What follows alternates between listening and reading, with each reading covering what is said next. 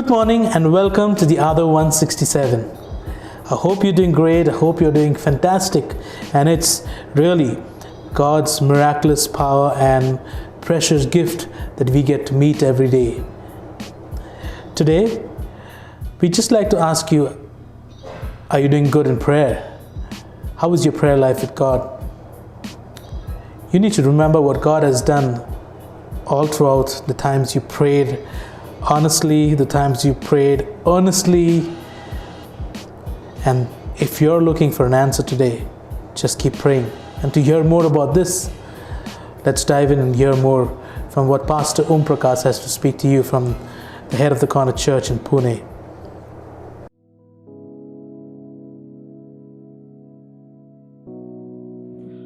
I am Pastor Ohm Prakash and you are watching the YouTube channel, The Other 167. I am bringing to you a series of messages from the book of Habakkuk titled as The Timeless Truth for the Tough Time. In the third chapter of the book of Habakkuk, we find a prayer of Habakkuk. It is one of the most amazing prayer in the whole of the Bible. The third chapter is so different from the first chapter. In fact, in the first chapter, we find Habakkuk being so upset. He was perplexed and he was confused and he was depressed. But in the third chapter, we find Habakkuk is at peace. He is full of assurance and confidence. In chapter 1, he said, God, I don't understand you. He said, Lord, how long shall I pray unto you? How long shall I call upon you and you will not hear? How long shall I cry unto you and you will not save? But when we come to chapter 3, there is a complete change in his mood. He is revived and he is renewed. He is full of hope and he is full of joy and trust. And he says, you make my feet like the feet of the deer to stand. Now you might wonder, how did Habakkuk's confusion change into confidence? How did Habakkuk's worry change into victory? And how did that happen? Well, nothing had happened, nothing has changed around him. Outwardly, the situation was still the same. It was as gloomy, as hopeless as it was in the beginning. But what has happened, that even though the change is not happened outside, but the change has happened inside.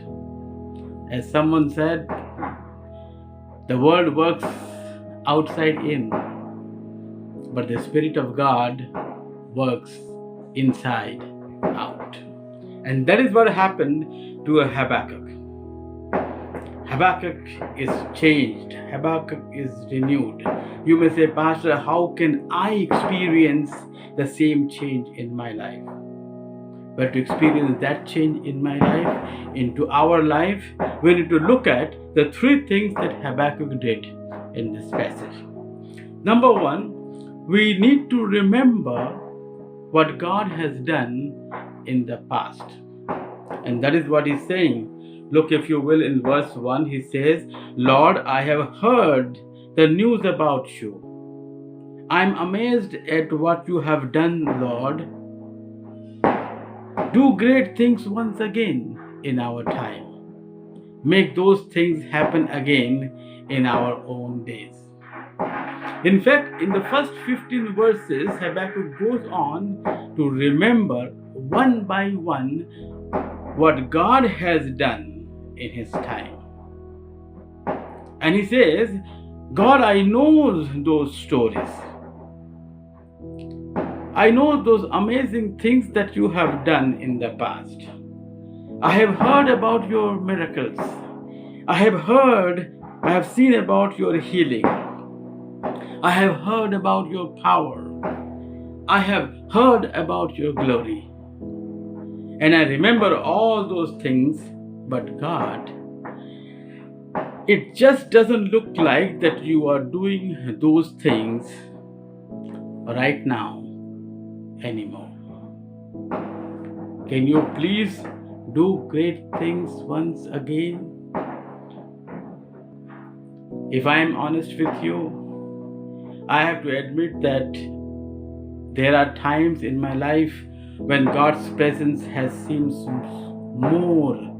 much more real than at other times. There are times when God's power is more evident in my life than in other times. There are times when God is working through my life, but then there are times when I say, God, I remember when you used to do all those good things in my life. Can you please do those things once again? And let me tell you that starts in our life with remembering. We need to look back and remember the faithfulness of God. We need to look back and remember the goodness of God. We need to remember the grace of God. We need to remember the good thing that God has done in our life. And that is what Habakkuk does. As he goes down his memory lane, he remembers the faithfulness and goodness of God. The first thing that we need to do to bring that change is to remember the faithfulness and the goodness of God. Secondly, we need to do is to accept what God is doing in the present. Not only remembering what He has done in the past, but accepting what God is doing in the present. Look, if you will, in verse 16, he says, I heard these things and my body trembles. My lips trembles when I hear the sound. My bones feel weak and my legs shake. Yet I will quietly wait for the day of trouble to come upon the people who invade us. Now what he's saying? He's saying that, Lord, it makes me sick to think about what is going to happen in future. Even though I don't really understand it, even though I don't really like it, but I fully depend upon you. I will accept what you are going to do. As difficult as may it be, I will quietly wait, Lord, upon you, your plan to be carried out in my life. And we find very similar thing happening in the life of Apostle Paul. When Apostle Paul was going through a difficult time, he said, I pleaded to God 3 times to take away things from my life, but God refused to remove the thorn in the flesh and said, Paul, my grace is sufficient for you, and for my power is made perfect in your weakness.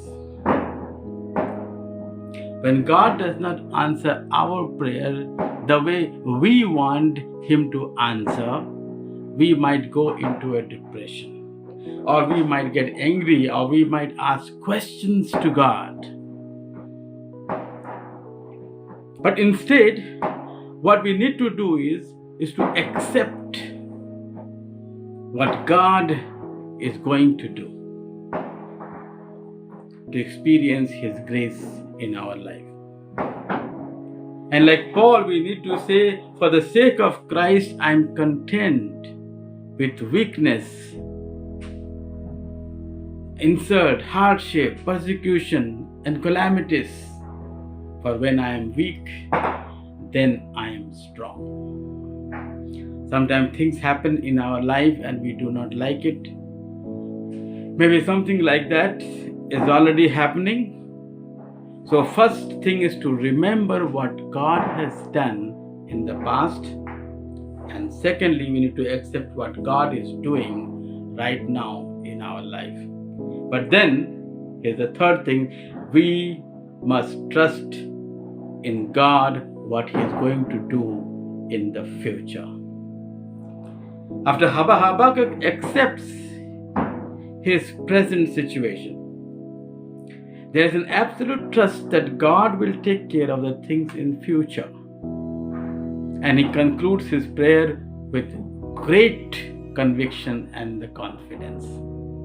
Look, if you will, in verse 17, 18, he says, even if fig tree may not grow figs, even there will be no grapes on the vine, even though there may not be olives growing, no food growing in the field, there may be no sheep in the pens and no cattle in the barns, but I will still be glad in the Lord, and I will rejoice, my God, my Savior. What a beautiful perspective to have. Habakkuk says, no matter what may go wrong around me or in my life, even if I lose everything I owe, God, I will trust you. I will still serve you because I believe that in the end you will make everything right. And so this raises some questions for us. What would you do if you lose everything in your life?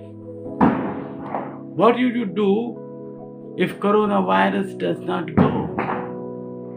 What would you do if you are infected with this terminal virus? What will you do if there is no job in this country?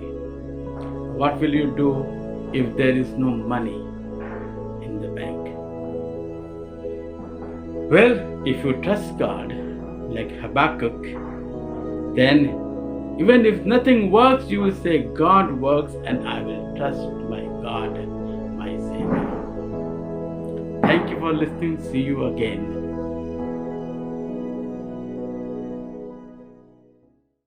Wow, what a fantastic message by Pastor Ohm Prakash. You need to remember what God has done in your past. You need to accept what God is doing in your present as you pray. And you need to also trust God for the future. The past, the present, the future. Keep praying. Don't stop. The answer could be a delay. The answer could be yes or no. But you need to keep praying till you hear the voice of God speaking to you. So keep praying as per the message today. Stay focused and stay calm and be persistent in prayer. If you like the video, share the video, like the video, subscribe to our channel, and don't forget to invite your friends and family. And when you subscribe to the video, hit that bell icon. Also, if you want to be a part of our video, you can write to us on the email as shown on the screen below. Follow us on Facebook, Instagram, and yes, write to us, as we always look forward to your stories. Till later, have a great day. Bye-bye.